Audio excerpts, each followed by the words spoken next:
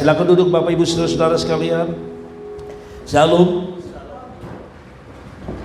Sekalipun kita beberapa orang yang ada di gedung gereja ini, tapi saya mau umumkan berita baik bagi kita bahwa tadi pagi ada sekitar 2000 tayangan yang mengikuti live streaming kita, dan itu sesuatu yang bagi saya luar biasa.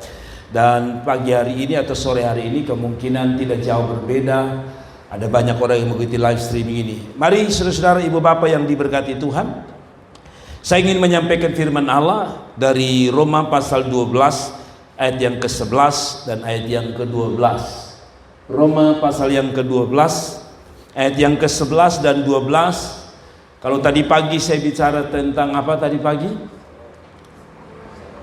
Ya, tadi pagi apa, tentang apa? Ya, 1 Samuel, judul tema kita pagi tadi adalah mengapa kita mengalami masalah bertubi-tubi. Sore ini kita temukan jawabannya, cara menghadapi masalah yang datang bertubi-tubi.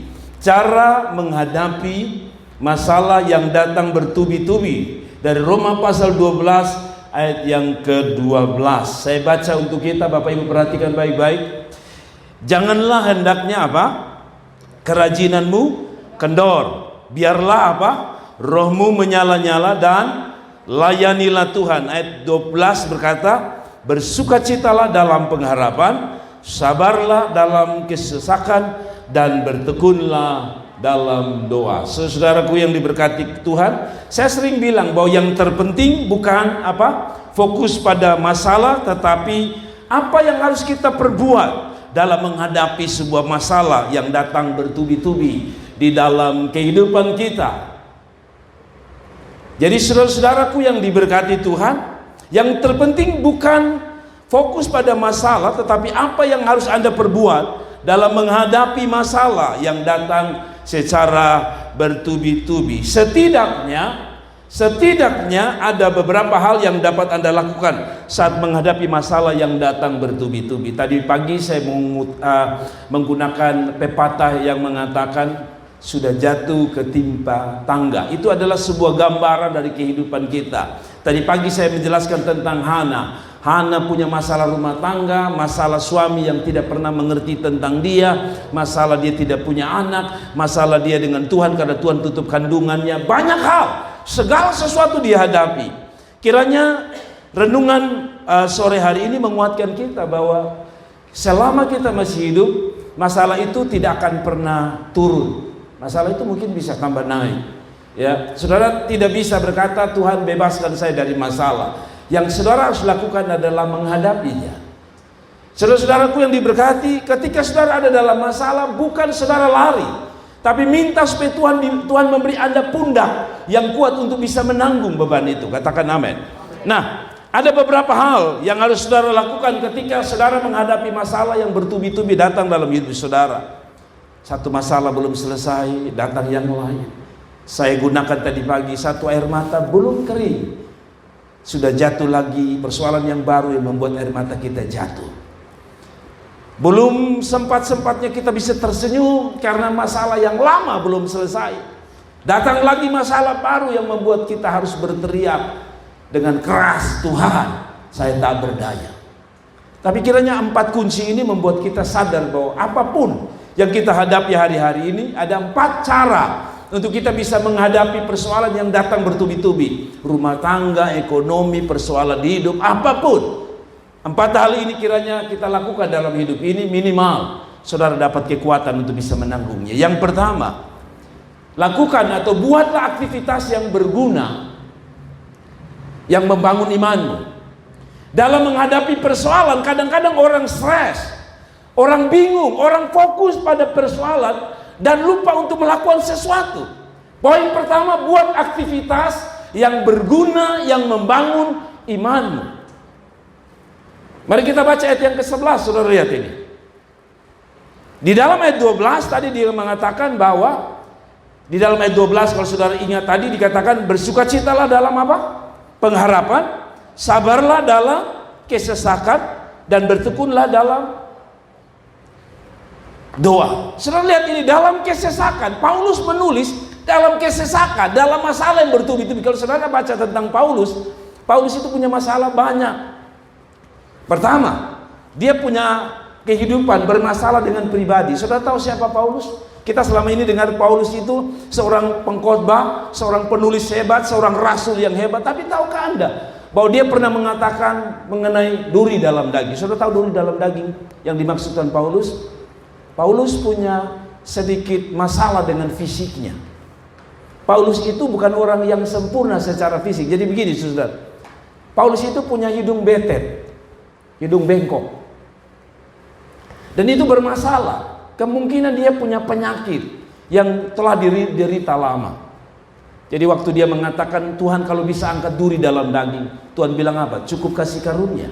Secara lain saudara tahu, dia bukan hanya punya fisik, dia penyakitan saudara. Katanya dia punya kaki sedikit bengkok. Paulus bukan orang yang sempurna dalam pengertian fisiknya. Dia menderita dalam pelayanan dia, dalam panggilan dia menjadi hamba Tuhan.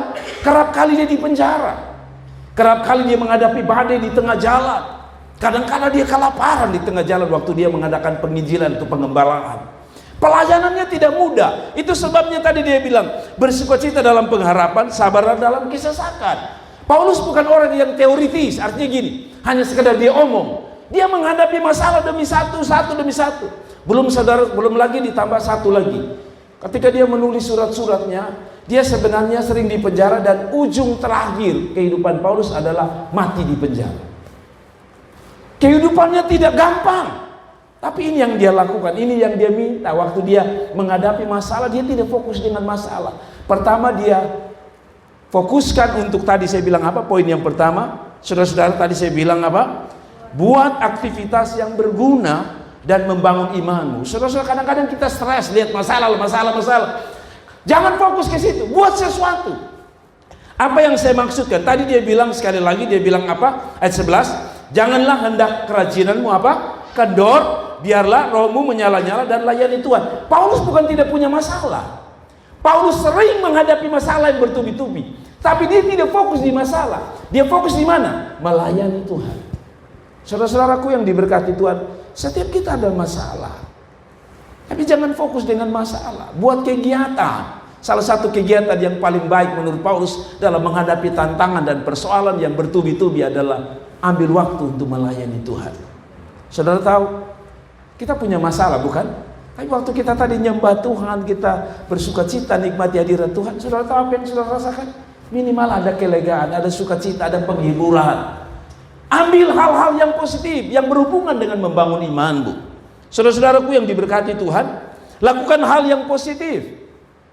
Lakukan hal yang positif saat masalah datang bertubi-tubi. Jangan terlalu fokus pada masalah.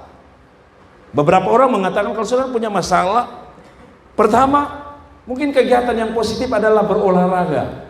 Salah satu hal yang membuat orang stres itu berkurang adalah waktu Anda berolahraga. Waktu Anda mengeluarkan keringat, katanya Anda sedang melepaskan sebuah kesegaran tubuh Anda, dan itu akan membuat Anda lebih fresh. Jadi saudara-saudara, orang stres itu katanya salah satunya adalah orang olahraga akan meringankan rasa stres Anda. Tapi yang kedua, refreshing. Saudara, waktu saudara dalam masalah, saudara refreshing. Itu yang saya bilang, lakukan hal-hal yang positif. Berolahraga, refreshing. Ya, ada waktu di mana saudara bisa ajak istri dan anak-anakmu jalan. Saya tidak punya harta yang terlalu berlimpah. Tapi ada waktu di mana saya lihat anak-anak saya hanya tidur, bangun, baca di tengah Covid ya. Lalu kadang-kadang saya pikir, aduh kasihan mereka di rumah. Kadang-kadang saya ajak mereka keluar.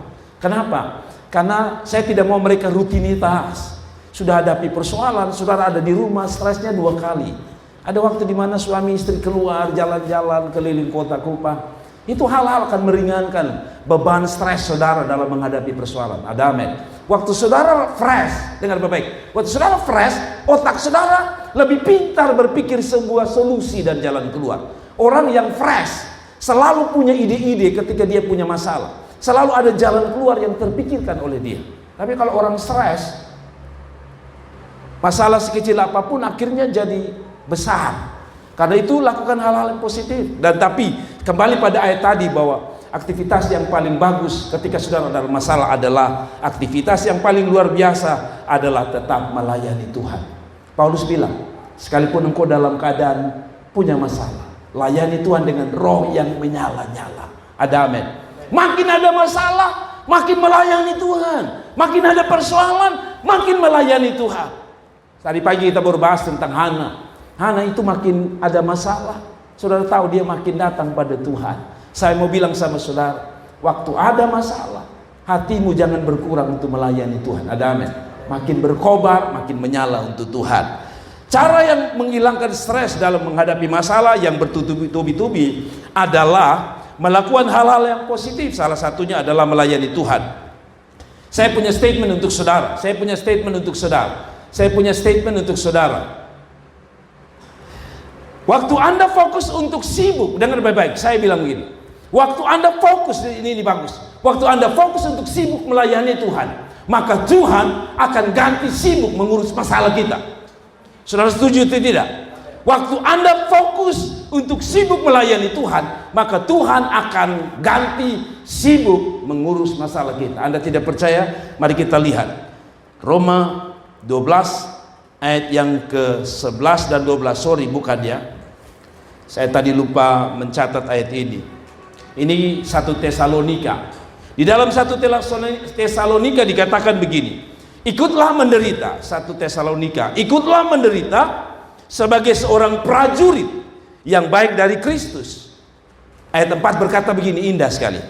Seorang prajurit yang sedang berjuang tidak apa?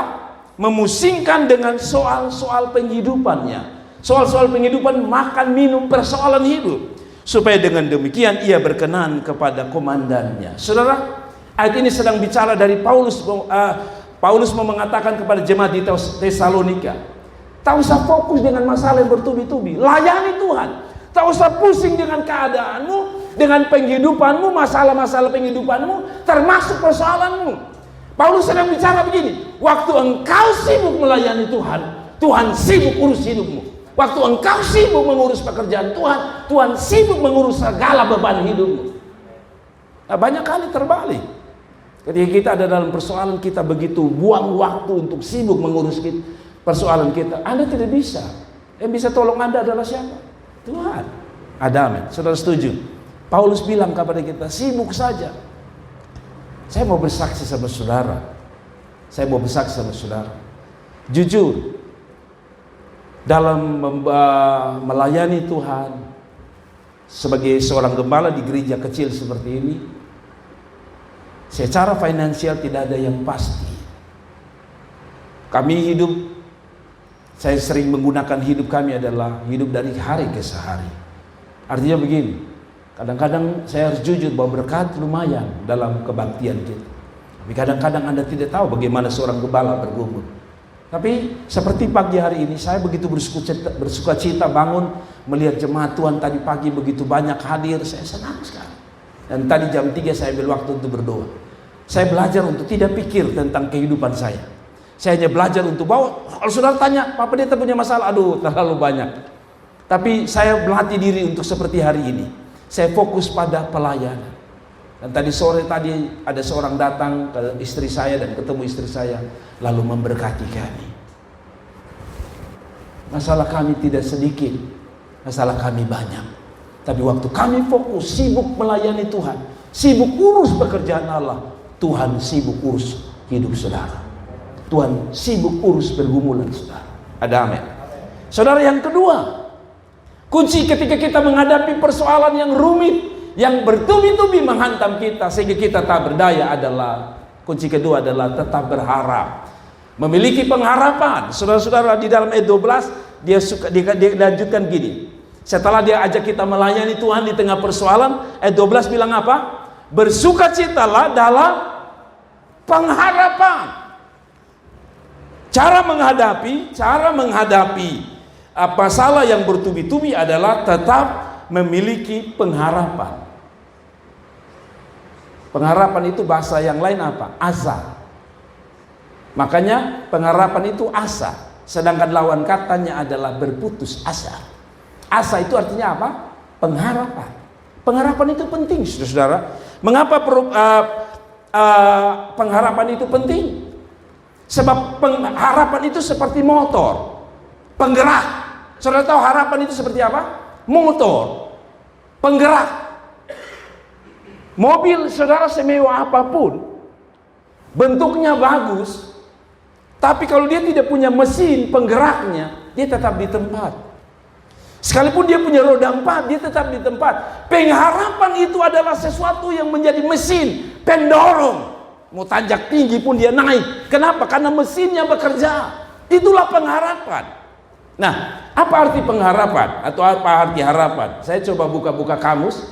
Harapan itu adalah kata benda dari kata dasar harap.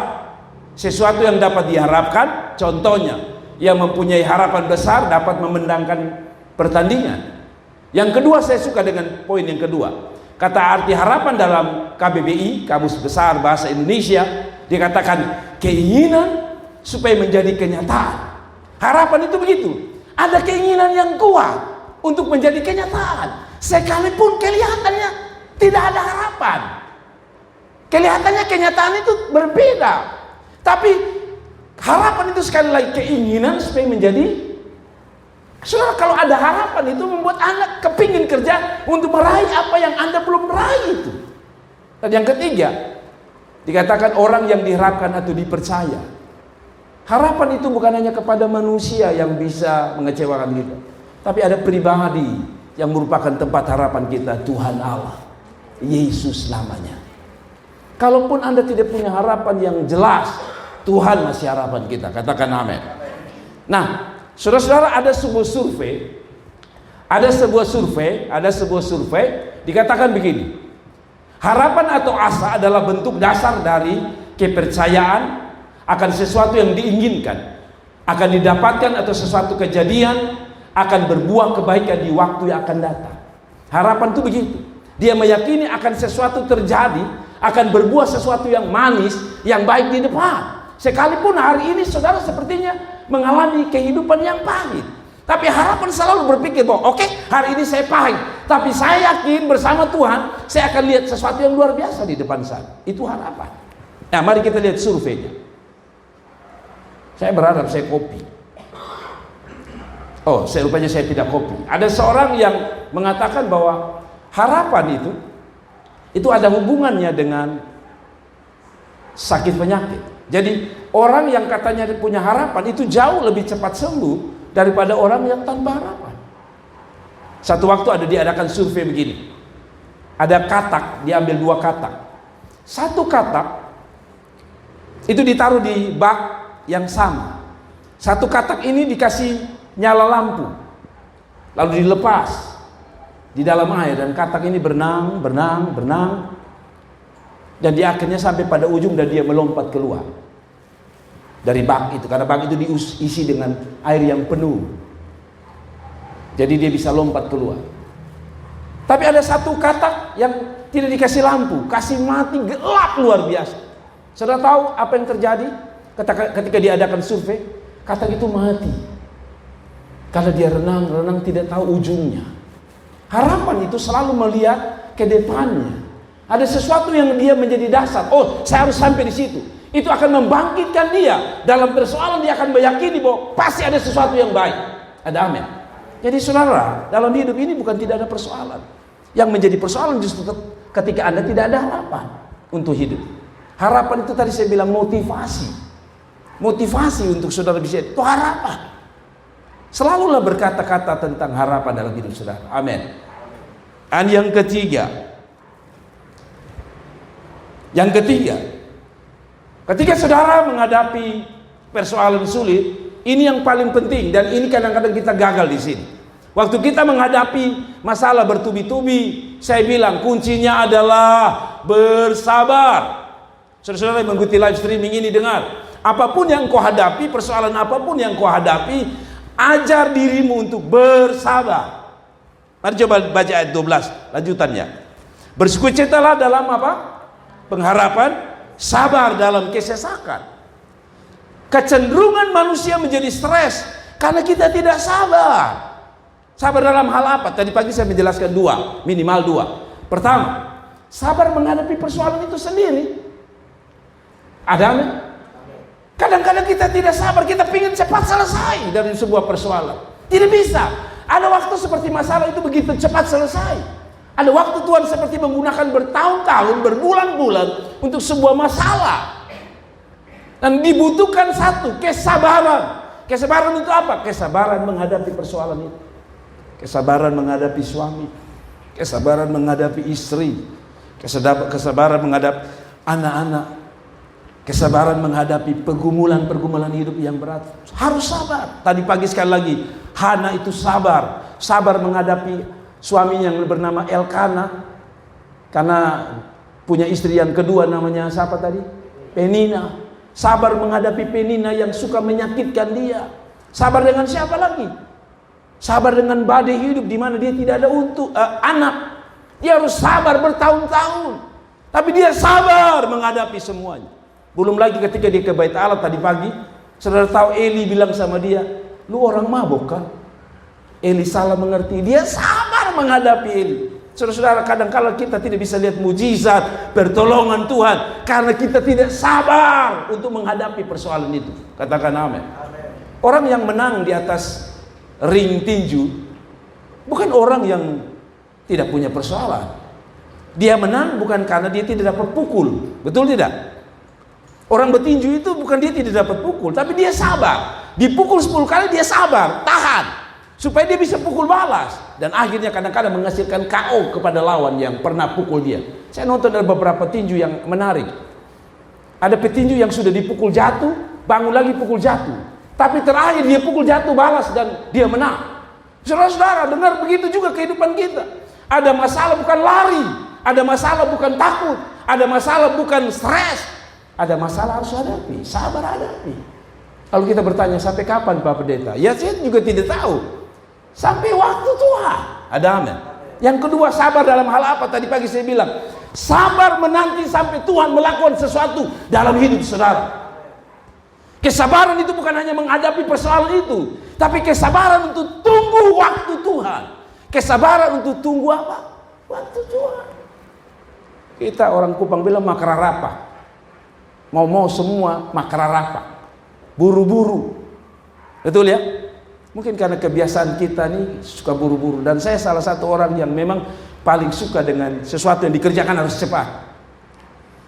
Apalagi kalau sudah lapar kan, saudara pasti pesan kepada mbaknya, "Mbak, Mas, jangan pakai lama." Karena kita suka dengan yang instan, buru-buru. Tapi dalam menghadapi persoalan kadang-kadang tidak bisa. Saudara sabar lagi dan sabar lagi. Katakan amin. Yang ketiga, mari kita jelaskan dulu beberapa hal. Apa yang sabar? Kadang kita ingin cepat menyelesaikan sebuah persoalan dalam waktu yang bersamaan. Kalau bisa 10 masalah ini Tuhan satu kali selesai. Tidak bisa. Pertama, orang yang sabar itu punya ciri khas atau punya cara. Cara untuk bisa sabar adalah, dengar baik-baik. Cara untuk bisa sabar dengan dua hal tadi apa? Sabar menghadapi persoalan dan sabar menanti jawaban Tuhan adalah satu. Kalau ketika saudara hadapi masalah yang 10 itu, hadapi dan selesaikan masalah itu satu demi satu. Kadang-kadang kita stres karena kita mau satu kali. Tidak bisa. Satu demi satu. Yakinlah Tuhan pasti bereskan semua. Tapi Tuhan mau kita apa? Satu demi satu. Saya misalnya contoh ya. Ada waktu di mana saya harus jujur bahwa menyediakan khotbah itu tiba-tiba Tuhan bukakan, singkapkan khotbah untuk saya khotbah minggu. Tapi kadang-kadang seperti pagi hari ini. Sudah bangun pagi jam 2, jam 3 belum ada sesuatu. Tapi memang saya punya judul sudah ada di kepala saya. Setiap kali dapat kesan judul saya langsung catat seperti khotbah. Tapi ide dari firman mana, kemana kita bicara tidak ada. Lalu saya pikir begini. Wah, ini sudah mau dekat, sudah jam 4. Sampai dikit lagi jam 5. Padahal saya harus bikin 2 khotbah yang berbeda. Saya selalu mulai berpikir, oh iya saya ingat ini cara. Saya selalu mau mengatakan otak saya untuk satu-satu. Dan yang lebih lucu saudara tahu jam 4. Tuhan kasih ide khotbah sorenya. Berarti setelah saya menyelesaikan khotbah pertama untuk hari, justru sore saya dapat. Tapi saya pikir lebih baik saya dapat sore. Kalau misalnya sudah jam 7 lalu saya belum dapat, saya akan khotbah yang sore, sisa saya tukar. Tapi saya selalu berpikir, lebih baik saya selesaikan ini. Dan betul, saya fokus itu. Saya selesaikan khotbah yang sore. Karena Tuhan lagi kasih ide yang sore. Di tengah akhir pas khotbah, tiba-tiba Tuhan kasih ide tentang Hana mengenai khotbah paginya. Lalu saya selesaikan, dua-dua selesai. Bayangkan kalau saya bilang sama Tuhan, atau saya fokus ke poin pertama, atau khotbah di pagi, maka saya tidak bisa kerja dua-dua. Tapi saya fokus untuk menyelesaikan satu lebih dahulu. Kadang-kadang Tuhan selesaikan kita tuh urut 1, 2, 3. Tapi kadang-kadang Tuhan balik 1 lompat 10 kembali ke 2 dan kembali ke 3. Yang perlu sabar. Ada amin. Sabar. Lakukan apa yang bisa Anda lakukan. Selesaikan dululah apa yang bisa Anda selesaikan. Contoh. Dalam kehidupan kita ini kan kita bergumul, apalagi kita bapak-bapak, ibu-ibu. Di dalam kehidupan orang berumah tangga itu, makanya saudara-saudara yang mau nikah jangan buru-buru. Kenapa? Kalaupun Anda buru-buru, Anda harus pikir baik-baik. Karena menikah itu bukan hanya I love you. Ada makan, ada minum, ada pakai, ada kebutuhan anak-anak, ada sekolah anak-anak, ya. Jadi maksudnya begini, dalam kehidupan kami pun sama. Mau pikir makan kok, mau pikir anak-anak pun pakaian kok, buku-buku kah, uang kuliah kah, uang sekolah, semua ada, betul? Tapi saya selalu, belum lagi bayar internet, ya, bayar listrik dan sebagainya. Tapi saya selalu berpikir begini, setiap masalah saya akan coba selesaikan satu-satu. Saya akan coba memprioritaskan mana yang lebih dahulu diselesaikan. Misalnya, ketika saya dapat berkat tidak terlalu banyak, saya mulai pikir mana yang paling besar. Kalau ini cukup misalnya bayar internet, saya bayar. Lalu misalnya uangnya habis, tidak apa-apa. Bagi saya yang penting bulan itu internet itu sudah selesai. Nanti bergumul lagi, tiba-tiba dapat berkat, selesaikan apanya lagi? Oh mungkin anak pun sekolah untuk bulan Januari. Selesaikan satu persatu, jangan paksa, nanti Anda stres. Saudara mengerti sampai di sini? Sampai saudara tidak mengerti, saya juga bingung menjelaskannya lagi. Tapi begini, yang kedua, orang yang sabar itu yang kedua, pergunakan waktu yang kita miliki untuk mencari jalan keluar. Jadi begini, jangan hanya fokus dengan masalah. Otak berdoa supaya Tuhan kasih saudara jalan keluar. Ada amin. Selalu Tuhan beri Anda apa? Hikmat. Dulu dipakai Tuhan dan bilang, Tuhan, saya bingung nih, saya tidak tahu mau bikin apa nih. Jalan keluarnya bagaimana? Jadi hadapi persoalan adalah duduk di kaki Tuhan dan minta jalan keluar dari Tuhan. Ada amin. Dan yang ketiga, jangan gegabah. Dengar, dalam kesabaran jangan gegabah dan sembrono dalam mengambil tindakan, karena konsekuensi yang akan kita hadapi lebih besar. Saya kasih contoh. Siapa yang tidak sabar dalam Alkitab? Abraham. Abraham Tuhan janji kasih siapa? Abraham Tuhan janji kasih siapa? Kasih Ishak. Saudara harus ingat ya. Saudara kalau mau ingat keturunan Abraham dan sebagainya itu begini. Saudara ingat kata sering Alkitab bilang Allah Abraham, Allah Ishak, Allah Yakub. Berarti abis Abraham lahirkan Ishak, Ishak lahirkan Yakub. Itu cara pikir gitu. Nah itu, tapi itu tidak usah saudara ingat-ingat. Itu hanya contoh. Maksud saya begini, kalau saudara ingat mengenai Abraham, janji siapa? Ishak.